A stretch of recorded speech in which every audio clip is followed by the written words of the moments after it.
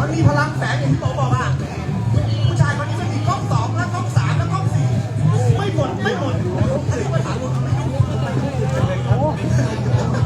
เอาละครับดูแขนขวาของเขาธงชาติไทยแขนซ้ายธงชาติลาวประกบข้างด้วยผู้ชาตินะครับตามมาด้วยมีนะครับเป็นนักว่ายน้ำขอนแก่นนะครับแล้วก็ตัวของคุณเนี่ยพี่พึ่งนะครับอดีตนักว่ายน้ำทีมชาตินะครับมาเอาผมนะครับแล้วก็เดี่ยวปกป้อง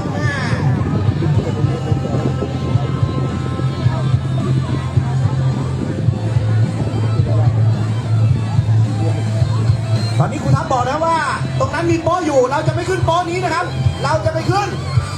ตึ้งโป๊ะคุณก็เล่นกันดีเหมือนกันเพราะว่าผมดูไปแล้วผมเครียดอ่ะเครียดเลยผมขำไปเลยเอาละครับตอนนี้สบายใจแล้วแต่ผมไม่ค่อยขำเท่าไหร่ใช่ครับดูเหมือนโตโน่จะว่ายนะครับฟรีสไตล์ไปเรื่อยๆครับเพื่อที่จะให้ถึงไม่ต้องถามว่าเหนื่อยไหมนะไม่ต้องบอกร้องเพลงนี้มาเหนื่อยไหมไม่ต้องถามเลยครับ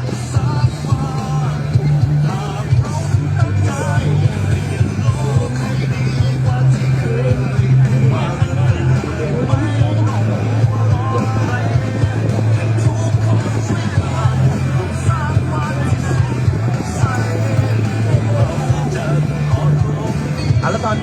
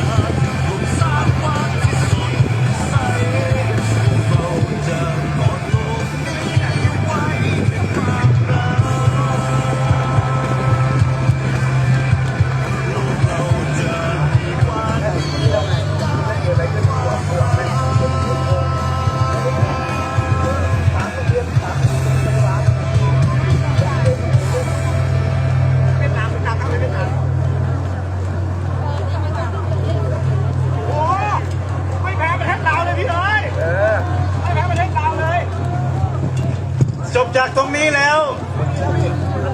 ไม่ไลฟ์แล้วดีกว่า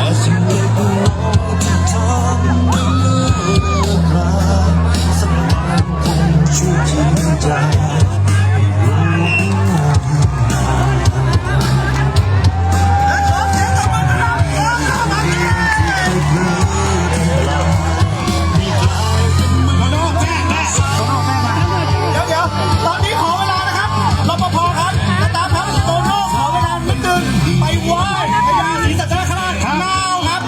แหวกทางให้หน่อย แหวกทางให้พี่โตโน่ หน่อยแหวกทางให้หน่อยเดี๋ยวทุกคนรออยู่ตรงนี้เดี๋ยวมาแน่นอนใจเย็นครับใจเย็น โอ้โหพี่แม็กกี้เมื่อกี้พี่โตโน่บอกว่าขอไปไหว้พญาศรีสัตนคราชแป๊บเดียวครับ เดี๋ยวกลับมาพบแฟนๆแน่นอนครับโอ้โหตื่นเต้น ลุกตู้เลยนะ ฮะ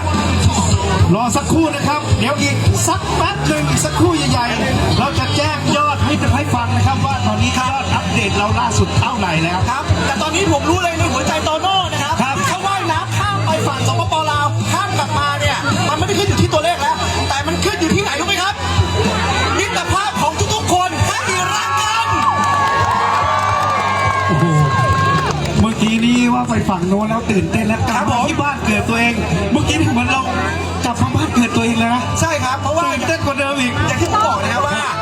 สิ่งที่สวยงามเหนือสิ่งอื่นใดที่โน่บอกมาย้ำเสมอเลยคือว่า ครับ มิตรภาพมันสวยงามมากกว่าตัวเงินหรือว่าสิ่งใดมากมายบนโลกนี้เลย ใช่เพราะว่าพี่โน่บอกว่าเขาก็ไม่คิดว่าตัวเงินหรือว่าตัวเลขที่เขาได้มันจะมากขนาดนี้ ครับ เขาคิดถึงมิตรภาพที่ระหว่างประเทศมากกว่า ใช่ ถ้าทุกคนนะครับมีโอกาสเหมือนผมกับพี่วุฒินะ ฮะ ว่ายน้ำต่อไปไม่ได้ว่ายน้ำแบบเหมือนนั่งเรือแฟนทางฝั่งนู้นเนี่ยสปปลาวอ่ะเหมือนอย่างนี้เลย อ่า เดี๋ยวเรามาซ้อมนะ ถ้าโตโน่มาขอเสียงปรบมือต้อนรับโตโน่หน่อยเร็วอย่างนี้นะอย่างนี้ซ้อมก่อน นี่คุณคิดว่าดังเบากว่าทางนู้นเยอะเลย งั้นคุณ ทางนู้นเขาดังกว่านี้มากเลยนะแล้วเราจะให้น้อยหน้าฝั่งนู้นพี่โตโน่ขึ้นมาปุ๊บผมจะนับ1 2 3กันขี้ดังๆทีนะ ให้ซ้อมทีเดียวเพราะว่าเดี๋ยวแรงจะหมดซะก่อน เอานะพี่โตโน่มาแล้วเฮ้ยพี่แม็กกี้พี่โตโน่มาแล้วเอา1 2 3แบบนี้ค่อยน่าขึ้นหน่อยแต่จะว่าไปแล้วนะเมื่อกี้พี่ยังยินเสียงปุ๊บคนฝั่งนี้นะครับฝั่งนู้นเบาไปเลยทางเราดังกว่าเขาเยอะ ครับผม แต่ถ้าเราไปฝั่งนู้นนะแล้วก็บอกทางนู้นดังกว่าเยอะ เฮ้ยนี่เป็นยังไงกัน ล้อเล่นนะครับ ของเราดังกว่าอยู่แล้ว ครับเดี๋ยวนะโตโน่กับทีมงานนะครับ ครับ ไปกราบพญาศรีสัตนคราช แล้ว เรียบร้อยเสร็จแล้ว จะขึ้นมาอยู่บนเวที เพื่อกล่าวเล็กน้อยไม่รู้จะเล็กน้อยหรือเปล่านะ แล้วจะแนะนำทีมให้รู้จักด้วย ใช่ เพราะโตโน่บอกว่าถ้าเขาไหว้คนเดียวคงไม่สำเร็จแน่นอน ครับผม ถ้าเขาไม่มีทีมคงไม่สำเร็จแน่นอน วันนี้เราจะเอาทั้งทีมทั้งพี่โตโน่มาพูดมาคุยกันแบบ อยากถามอะไรให้ตะโกนถามเลย ดีไหมฮะพี่โตโน่จะมาแล้วเตรียมตัวนะ ผมจะไม่ให้สัญญาณนะ ทุกคนดูเองผมจะบอกให้มาแล้วสว่างทีนะ วันนี้ต้องขอบคุณพี่วุฒิด้วย ครับขอบคุณพี่แม็กกี้ด้วย เพราะว่าพี่วุฒิบอกว่าผมเคยร่วมในวันแมนแอนด์ซีแล้ว ครับ พี่วุฒิมาครั้งแรกรู้สึกยังไงครับ โอ้โห ผมบอกเลยว่ามันยากจะอธิบายมาเป็นคำพูดได้ มันตื้นตันมัน ครับ ผู้ชายคนนี้ทำอะไรให้พี่วุฒิรู้สึกบ้าง คนไหน นี่คนเนี้ย โอ้โห อย่าให้พูดเลยพี่น้องครับ เพราะว่าตอนนี้เขามาแล้ว เอามาและเดี๋ยวแป๊บนึงนะขอเสียงปรบมือต้อนรับโตโน่ภาคี สุดยอด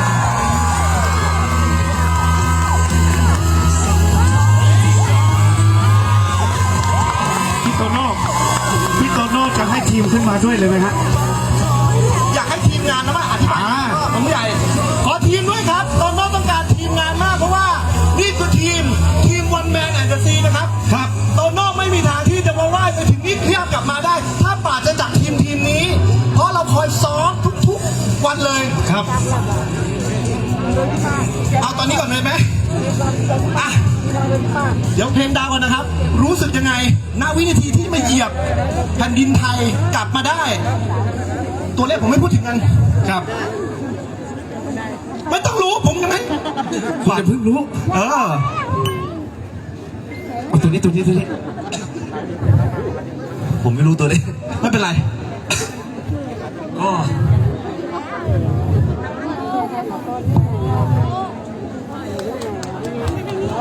พูดได้ดีมากเลยครับโตโน่ครับ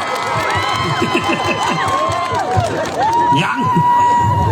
เอาให้หายเหนื่อยก่อนหายใจลึกๆหายใจลึก ก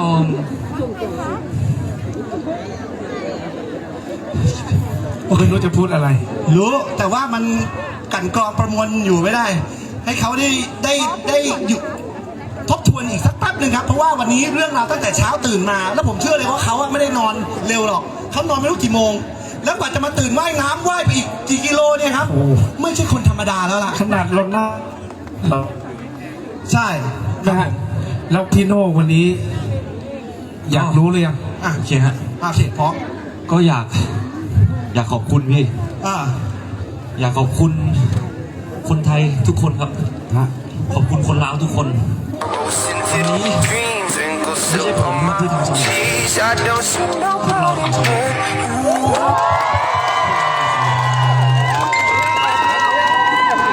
ไม่ว่าจะเป็นคนไทย คนลาว เห็นไหมครับ ว่านครพนมท่าแขกน่ามาเที่ยวเหลือเกิน ประเทศไทยสวยงามเหลือเกินครับ ขอเสียงให้กับเพื่อนๆของผมหน่อยครับ มาเลยครับ มาเลยครับ โอ้โห สุดยอด สุดยอด นี่คือฮีโร่ของคนไทยนะครับ เพราะว่าโตโน่บอกว่าเขาไม่ได้ทำเพื่อคนใดคนหนึ่งแล้วเขาไม่ได้ทำเพื่อตัวเอง เขาทำเพื่อชาวนครพนม ประเทศไทยและประเทศเพื่อนบ้านเราครับพี่น้องครับ ดีใจแทนคนนครพนมเหลือเกิน วันนี้มีผู้หลักผู้ใหญ่มาด้วยนะพี่โน่ ครับ ท่านนั่งอยู่ตรงนั้น ขอบคุณครับ ขอบคุณมากครับ ขอบคุณมากครับ ขอบคุณมาก เสียงปรบมือให้ท่านอนุทินหน่อยครับพี่น้องครับ ทีมเรามาเริ่มมาแล้วทันมาแล้วกูเพิ่งมาแล้วมาเรากูเพิ่งอีกคนหนึ่งฟิลิป ผมอยากเห็นคนที่โผล่เหมือนปาโลมานะเขามาไหม กูเพิ่งนั่นแหละ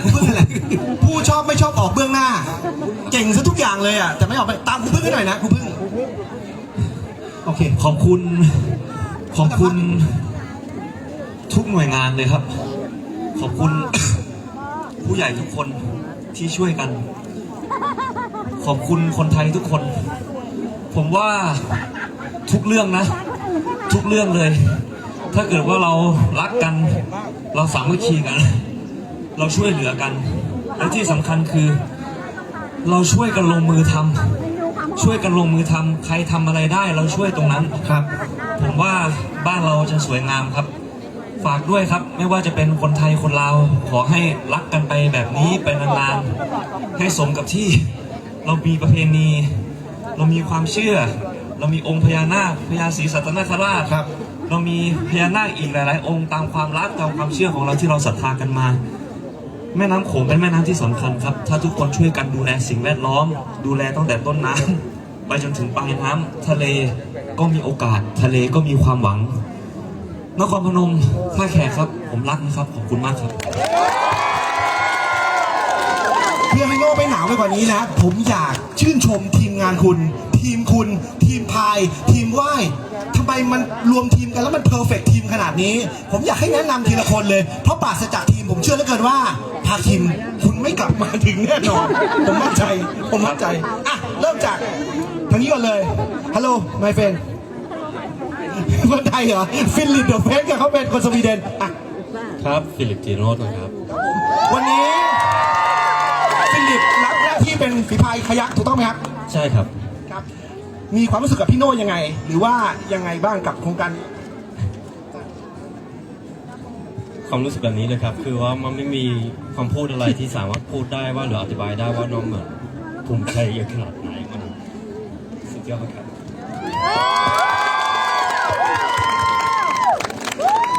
พี่ผู้ซึ่งอยู่เคียงข้างโตโน่มาตลอดซันเป็นมือกีตาร์เดอะดัสนะครับผมจะอยู่วงเดียวกันจะรู้ทุกเรื่องทุกอย่างว่าใครติดอะไรวันนี้โน่พายเข้ามาซันรู้สึกไงครับ รู้สึกขอบคุณครับ ขอบคุณเขาครับ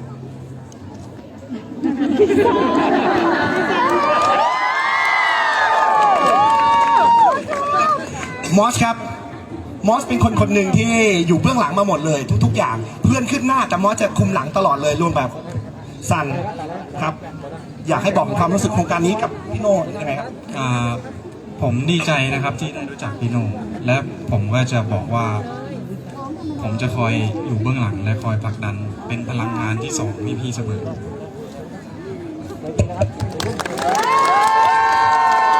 คนนี้ไปถึงขั้นครูแล้วนะครับเขาเป็นครูสอนว่ายน้ำผู้อยู่เบื้องหลังเช่นกัน ทุกคนไม่อยากออกตัว แต่ว่าคุณมีความสามารถคนนี้เวลาโน่ขึ้นฝั่งไหน จะเอาตัวเองเนี่ยขึ้นไปเหยียบก่อนเอาตัวเองเนี่ยดูก่อนว่ามันมีร่องน้ำมันมีกระเบื้องอันไหนเขาชื่อครูเอี่ยวครับสวัสดีครับ สวัสดีครับผมครูเอี่ยวครับก็ความรู้สึกใช่ไหมครับก็ความรู้สึกนะครับผมต้องขอบคุณโตโน่แล้วก็ทีมงานครับที่ให้ผมได้เป็นส่วนเล็กๆส่วนหนึ่งนะครับแล้วก็ได้รับความรู้สึกที่ดีแล้วผมก็ไม่เคยรู้สึกแบบเจอความรู้สึกแบบพี่น้องทั้งประชาชนฝั่งนี้และฝั่งนู้นนะครับแบบมันเป็นความรู้สึกที่หูยพูดไม่ออกทำให้ผมได้พบเจอสิ่งเหล่านี้ครับสุดยอดเลยครับผมขอบคุณทุกๆคนแล้วก็โตโน่ด้วยครับ ครูเอี่ยวครับขอเชิญมือให้หน่อยคุณว่ายน้ำเหนื่อยไหมครับ ตอนที่ผมขึ้นไปฝั่งนู้นนะผม คุณไม่ได้ว่ายเก๋าครูชาติอะไรนะโคตรเก๋าใช้คำนี้เลยครับอย่าบอกเลยว่าอายุทำอะไรเขาไม่ได้เขาเป็นแชมป์ว่ายน้ำปี36ข้ามจากฝั่งนู้นมาฝั่งนี้แม่น้ำโขง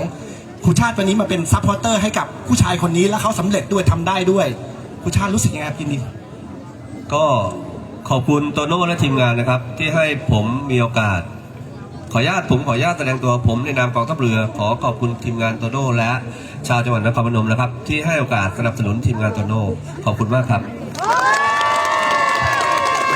แล้ววันนี้พี่รู้สึกยังไงบ้างครับ ก็ผมตอนที่ผมว่าตอนที่ผมจ้วงมานะมวลน้ำมันกระดันไป เอาให้ได้เลยนะพี่ขอบคุณมาก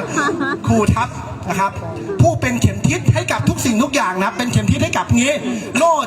มันอยู่ในแว่นตามันมองไม่เห็นหรอกมันมองเห็นแค่200 เมตรครูทัพจะมองถึงเลยว่ามาร์คคุณจะอยู่ไหนมันคือเข็มทัพของทีมเราเลยเข็มทิศของทีมเราเลยไอ้เข็มทัพ ครับก็รู้สึกดีมากครับ ผมว่าผมเจอโตโน่งานสิ่งแวดล้อมในกลางแม่น้ำเจ้าพระยาเราเจอกันกลางแม่น้ำก็โน่ก็ชวนผมมาแล้วทุกครั้งที่โตโน่ทำอะไรเพื่อสิ่งแวดล้อมทำคุณประโยชน์โน่ก็จะชวนผม แล้วโอกาสเหล่านี้ที่จะได้เจอทุกคนทั้งสองฝั่งผ่านเรื่องเลวร้ายกันมานะครับจากโควิดแล้วมาเห็นวันนี้ข้ามไปฝั่งลาวทุกคนแบบเราซึ้งผมว่าทุกคนอยู่ในนี้ได้ความรู้สึกเดียวกันว่ามันไม่มีเรื่องร้ายมันมีแต่ความสดใสแล้ว กลับมาฝั่งนี้เราก็เจอสิ่งเหล่านั้นเหมือนกันคือมันมีแต่สิ่งดีงามแล้วตอนนี้ครับก็ขอบคุณที่มีโอกาสนี้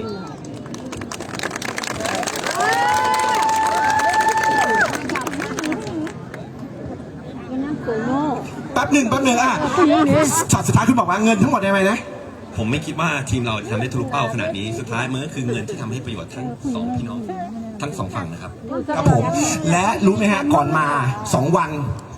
นอนโรงพยาบาลไม่มีทางลุกขึ้นมาแน่นอน แล้วเราจะกังวลว่าเราจะมีเข็มทิศได้ยังไง คุณข้ามวิกฤตตรงนั้นมาได้ไง มันต้องมาครับ เพราะเขาหรือเปล่าเพราะเขาจ้างคุณมาหรือเปล่า ไม่ได้จ้างครับผมบริจาคเลยครับ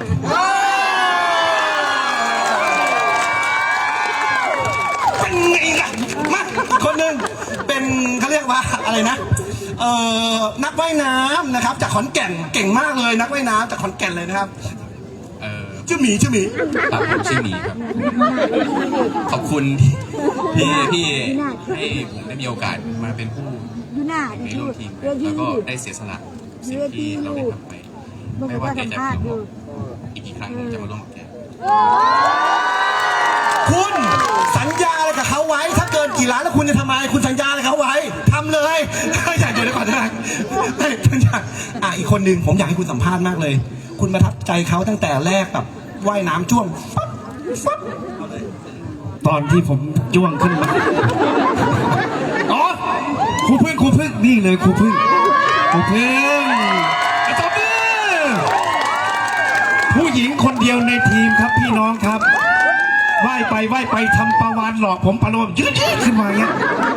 เกือบเลยเอวขึ้นมาอีกซึ่งมันยากมากต้องใช้คอมบอดี้ที่แข็งแรงมากใช่ฮะ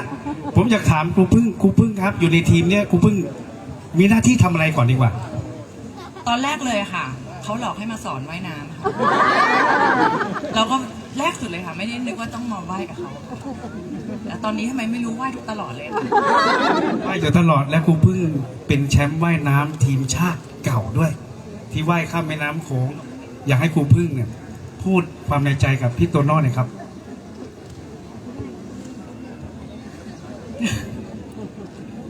เขาบอกไม่อยากให้พูดกับเขาแล้วค่ะเราคุยกันเยอะแล้วโน่รู้ว่าพวกเรารู้สึกยังไงทีมกับทีมด้วยกันนะคะเข้าใจกันมากแต่ว่าอยากจะขอบคุณคนที่สนับสนุนทั้งหมดนะคะที่แบบว่าช่วยเหลือในจุดนี้คือก็บอกตรงๆไม่ได้คาดหวังมาถึงเบอร์นี้อะไรเงี้ยค่ะก็แบบตกใจมากตกใจแบบดีใจนะคะตกใจแบบดีใจเป็นคนที่ปกติไม่ได้ซาบซึ้งอะไรง่ายๆก็คือซึ้งจนไม่ได้นอนตอนบ่ายเลยค่ะตบมือเขาไม่คุยกันเห็นไหมเขาบอกว่าคุยกันตลอดแล้วคุยกันโทรกันไลน์กันในน้ำยังตามไปคุยกันเลยว่ายน้ำต้องเอาไงดีวะเอาไงดีและทั้งหมดทั้งมวลนี้อย่างที่ผมบอกนะครับว่าโน่ไม่ได้มีใครจ้างขึ้นมา แล้วมีคนเป็นห่วงโน่มากก็เลยพิมพ์มาจะทำไหวเหรอใช่ไหมผมรู้อยู่กับใจว่าเนี่ยเขามีทีมเก่งๆขนาดนี้นะครับยังไงก็ทำได้ใช่ไหมโน่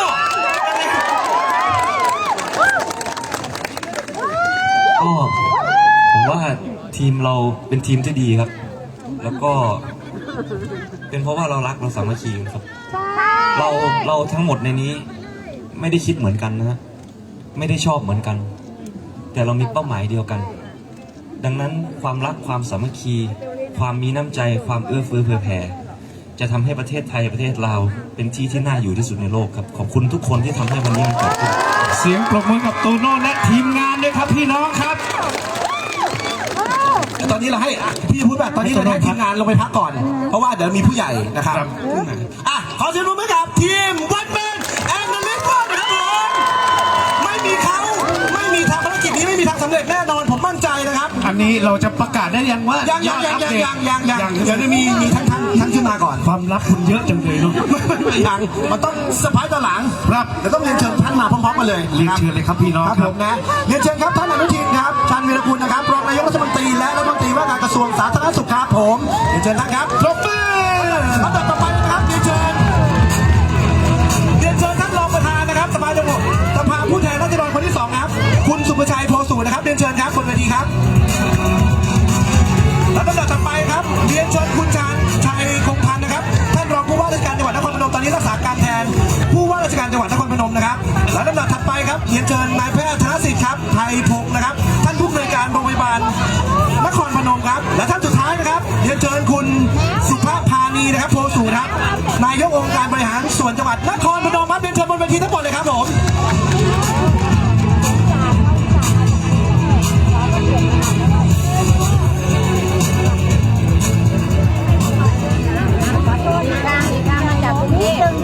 มาถ้าหนูจองที่ให้เขาแจกมาแจกเลยนะจ้าขอมากันคนที่เขาไปดูให้4-5,000นะคนน้องก็ไปดูไอ้แน่มากสวัสดีครับท่านผู้มีเกียรติทุกท่านนะครับที่อยู่นะริมฝั่งโขงแห่งนี้วันนี้ทุกคนรู้สึกมีความปลื้มปิติเป็นอย่างมากนะครับที่เราได้เห็นวีรบุรุษของเราคือโตโน่นะครับที่ได้ทำสิ่งที่เป็นคุณประโยชน์ให้กับบ้านเมืองของเราแต่เช้าก็ได้รับทราบว่ามีงานอยู่ที่นี่นะครับแล้วก็ทางน้องโตโน่เนี่ยก็ยินดีที่จะเป็นฮีโร่ของเราในการที่รณรงค์ หาปัจจัยหาทุนมาพัฒนาโรงพยาบาลของจังหวัดนครพนมและที่แขวงคำม่วนนะครับจังหวัดลาวเป้าหมายตอนแรก6 ล้านบาทตอนนี้เกินมานิดเดียวครับ57 ล้านบาทแล้วครับพี่น้องครับ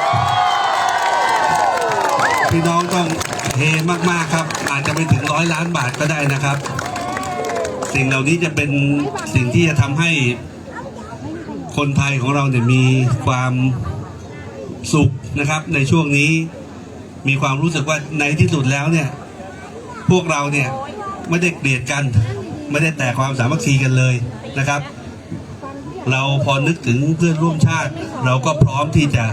สละนะครับสิ่งที่เรามีอยู่มาช่วยเหลือเพื่อนร่วมชาติทุกคนผมกราบเรียนทุกท่านนะครับว่าโรงพยาบาลนครพนมก็จะได้รับทุนนะครับจากการบริจาคของโตโน่ในนามของคนไทยทุกคนเนี่ยเราจะทำสิ่งที่เป็นประโยชน์ให้กับชาวนครพนมแล้วก็เพื่อนบ้านของเราตลอดไปจนประชาชนคนไทยของเราในจังหวัดใกล้เคียงของเราที่ได้รับการดูแลทางด้านสุขภาพที่ดีที่สุดวันนี้ทางจังหวัดทางโรงพยาบาลได้ขอให้ผมได้มาเป็นตัวแทนคือ6 ล้านก็มาแล้วครับ57 ล้านยิ่งมาใหญ่เลยครับนะครับทางคุณหมอผู้อำนวยการบอกขอให้มานะครับให้ทันวันนี้มาถึงบ่ายมาถึง5 โมงเย็นก็ได้นะครับตอนแรกก็บอกว่าจะเท่าไหร่นะ16 ล้านเท่านั้นเองนะครับพอแป๊บเดียวนั่งทานข้าวยังไม่ทันนั่งทานข้าวเช้าอยู่ผู้อำนวยการบอกท่านรัฐมนตรีครับตอนนี้25แล้วครับผมก็รวบช้อนซ่อมแล้วก็รีบมาถึงนี่เลยนะครับพอมาถึงนี่เป็น57นั้นนี่ต้องขอบพระคุณพี่น้องประชาชนชาวไทยทุกคนขอบพระคุณพี่น้องประชาชนทุกท่าน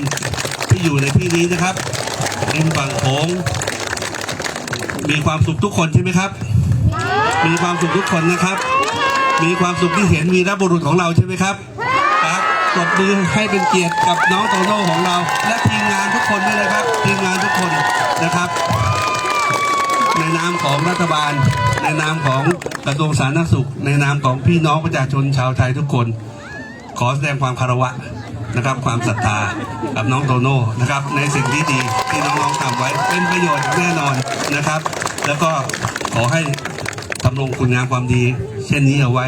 เป็นตัวอย่างที่ดีให้กับคน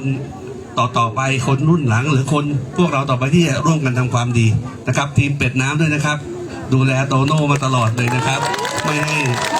เรียกอะไรไม่ให้มีอันตรายใดๆทั้งสิ้นนะครับแล้วก็เห็นสภาพว่าน้องก็มีสุขภาพฟิตปังเลยนะครับขึ้นมาเนี่ยเตรียมทีมหมอไว้เกอร์เลยนะครับเกอร์เลยทีมหมอเลยต้องมานั่งเชียร์โตโน่อีกกลุ่มหนึ่งนะครับต้องขอบพระคุณทุกท่านนะครับขอให้มีแต่ความสุขความเจริญนะครับรุ่งเรืองยิ่งขึ้นไปเป็นตัวอย่างที่ดีครับขอบพระคุณครับขอบคุณครับขอบคุณครับที่การการมีคุณครับแล้วตอนนี้ครับผมอยากให้ทุกท่านถ่ายรูปร่วมกันครับภาพนะครับเรียนเชิญครับ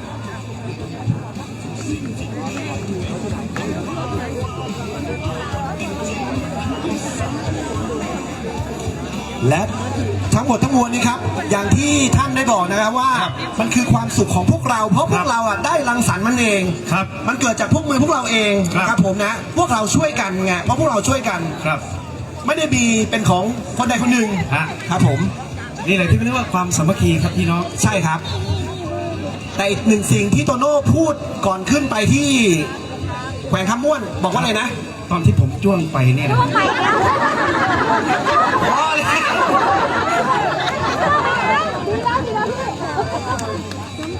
มันยังไงครับเรารักกันใช่ไหมเรารักกันพี่โตโน่พูดแค่4 คำเองนะฮะขอให้เรารักกันครับผมโอเคไหมครับโอเคครับขอบคุณมากครับขอบคุณครับขอบคุณครับท่านอนุทินชาญวิรกุลนะครับผมรองนายกรัฐมนตรีนะครับและรัฐมนตรีว่าทุกท่านครับกระทรวงว่าการกระทรวงสาธารณสุขนะครับแล้วก็นะครับขอบคุณท่านสุประชัยโคสูนะครับขอบคุณท่านชาญชัยคงพันธ์นะครับผมขอบคุณท่านนายแพทย์ธนสิทธิ์ไพพงศ์นะครับและอีก1 ท่านครับขอบคุณครับคุณสุภาพานีนะครับโพสุขเช่นกันครับและอีกให้ผมบอกขอบคุณใช่ไหมได้นึกว่าคุณจะขอบคุณเองและอีก1 สิ่งนะครับที่โตโน่อยากจะฝากขอบคุณไปถึงข้างล่างเลยก็คือทีม Let's Kill จากยามาฮ่า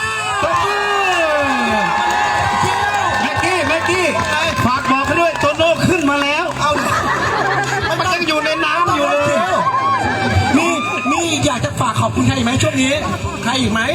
นี่ทางนี้ใครอีกไหมไหมหรือยังไง ครับขอบคุณคุณแม่ครับ ขอบคุณผู้จัดการผมไม่สบายนะครับ ที่ผ่านมาเนี่ยไม่สบายเป็นโรคซึมเศร้า แต่ดูสิ่งที่คนเป็นโรคซึมเศร้าทำให้กับคนอื่นสิฮะผมขอบคุณมากฮะ ขอบคุณพี่เมียมากๆจากใจพวกเราด้วย ขอบคุณครับขอบคุณทุกๆคนเลยครับที่อยู่เบื้องหลังขอบคุณนิชาด้วยนะครับขอบคุณมากครับ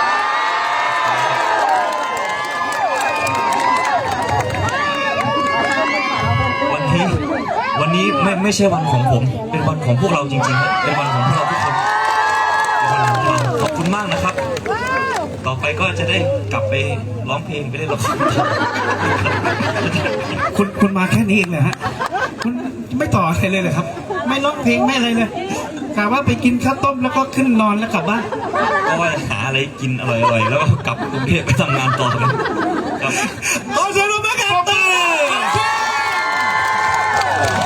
วันนี้ผมตามเขามาตั้งแต่นะครับ เราตามกันด้วยกัน ใช่พระอาจารย์นะครับบอกว่านี่คือการพรมน้ำมนต์และมันก็คือพรมน้ำมนต์จริงๆหลังจากนั้นโตโน่ลงน้ำไปตุ้มว่ายข้ามไปนะครับอย่างที่บอกเลยว่าแดดมาตลอด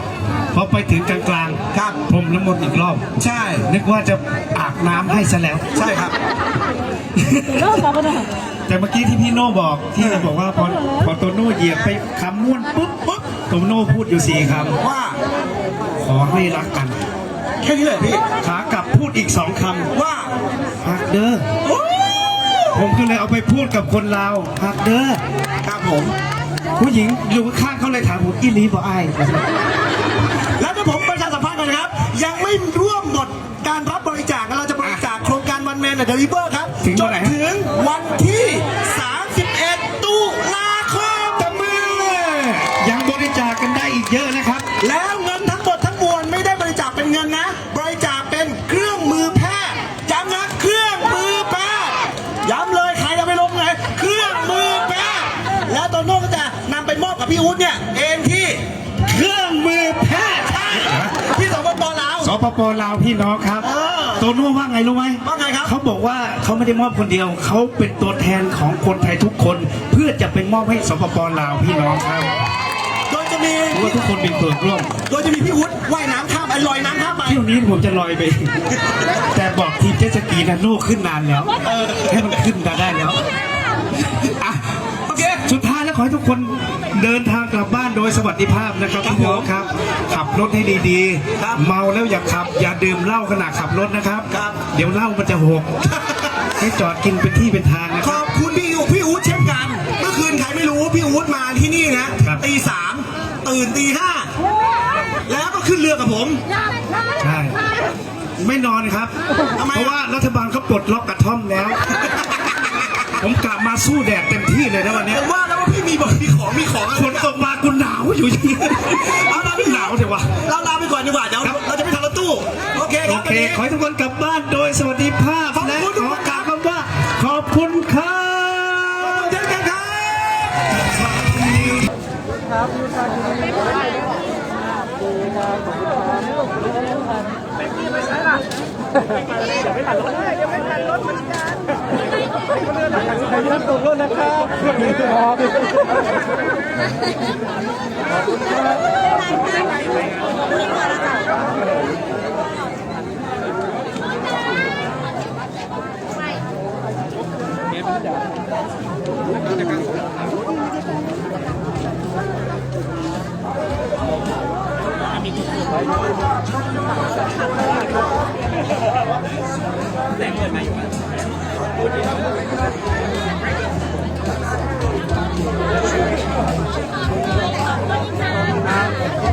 กองบริจาคอยู่ไหน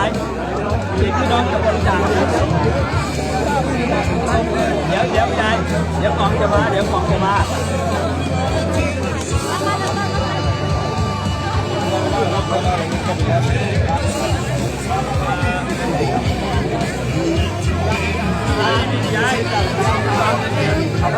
ครั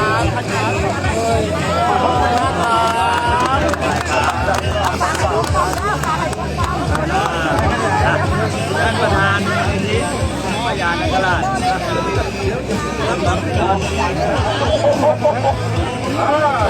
วันนี้ได้รับการเป็นคนที่เรา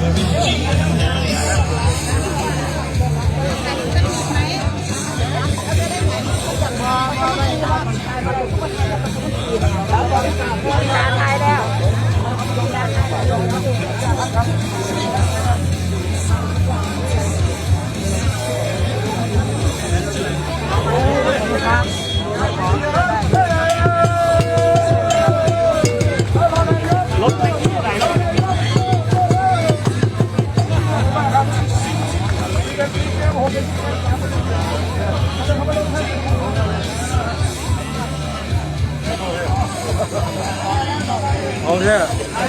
กดจนแบตมัดไปลูกนึง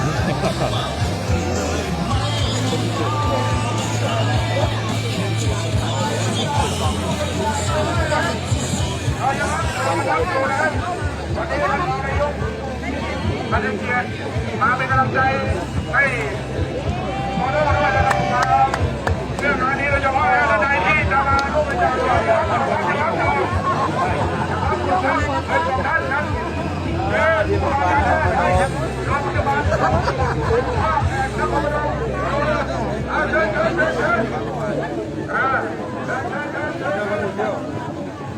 ญจากคนทำก่อนแก้ว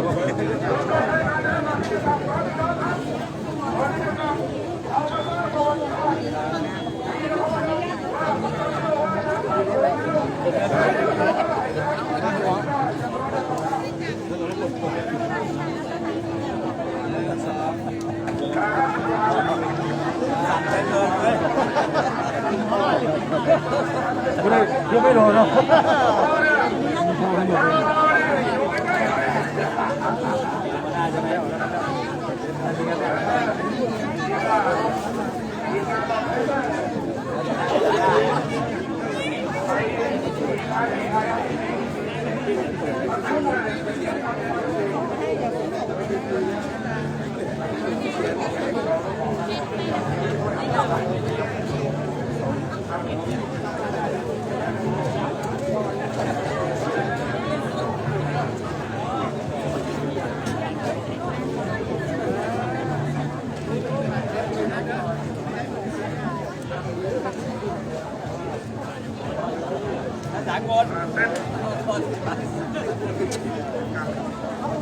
คนใดที่ทำสมองกระทำหาย